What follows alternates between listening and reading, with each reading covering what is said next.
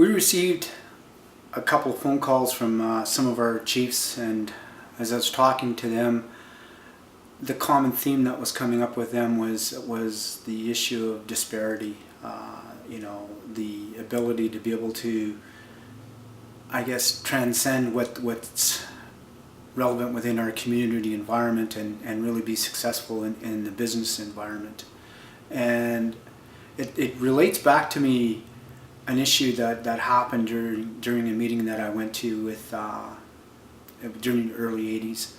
I was up in a northern community, and in this meeting environment, roughly, what happened was one of the community members had came in and informed us that a young boy had gone missing, and that they were going to convene some search parties at a community hall, and if anybody was interested to come, please show up. So needless, regardless, what we did was we conducted our business as quick as possible and shut her down, and a few of us that were at the meeting actually went out to go and search for this little boy, and the little guy was only about 8 years old. And so we get down to the community hall, and he'd apparently been missing since the day before or whatever, and we get to the community hall, and there's all kinds of community members there, from all different sectors. Some of the store owners were there, and some of the general community members were there, and roughly about, I'd say about 300-400 searchers were there. And as we scanned the room, and as I scanned the room and was sitting down, and what they were doing was they were putting us into groups, search party groups, and the local volunteer fire department was there, and they actually gave us all a walkie-talkie from within their environment to utilize, so our search would be conducted more in a unified manner. And throughout this whole process, I looked over and didn't see any media, didn't see any government there, i.e. RCMP or anything else there. And so we went out and we did the search, and roughly about halfway through the search we got a call to come back to the community center. So we did that. We came back to the community center, and as we're at the community center, one of the search parties came in, and the buzz that was going around was they'd found this little boy. And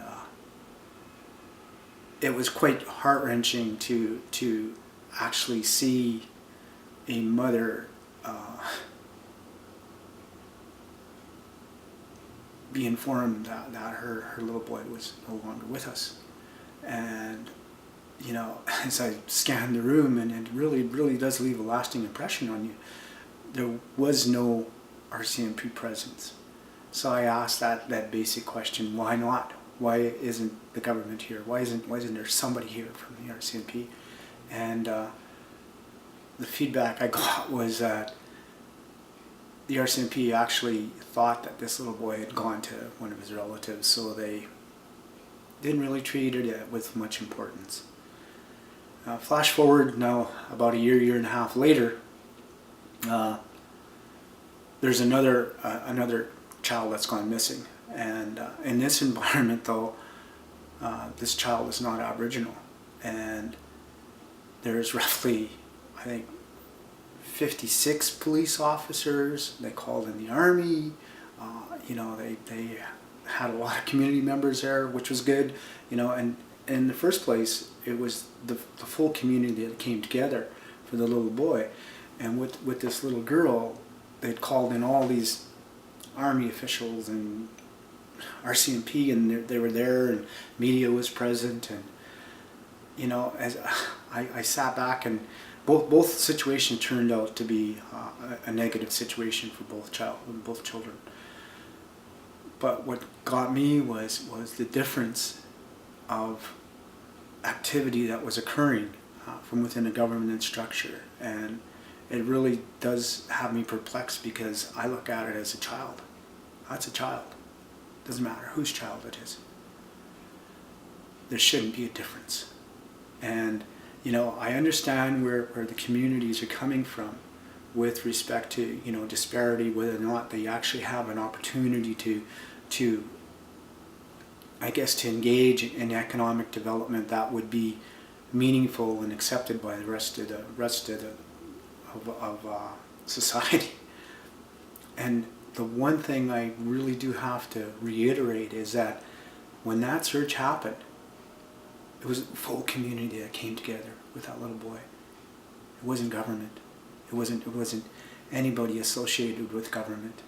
And that's something that we have to really understand as Aboriginal people, as Aboriginal communities. Government is not there to support us. They're not going to continue to support us. It's incumbent of us to start stepping outside and really looking at economic sustainability and community sustainability. And there are people, as was in that search party, that were from within our communities that were non-Aboriginal. There was a lot of non-Aboriginal people there, and I was really impressed with that. So there are people that are out there that really want to help, and we have that capability and we have that resilience to be able to move forward and make things happen. So with that, don't quit believing. Have faith that you can succeed and you will succeed. So, if you need assistance, we're here definitely to help you with as much as possible with getting outside of that fear factor and getting you hooked up with the right personnel and people. So with that, we're here to help you. We're here to give you a hand up, not a hand out. Thank you.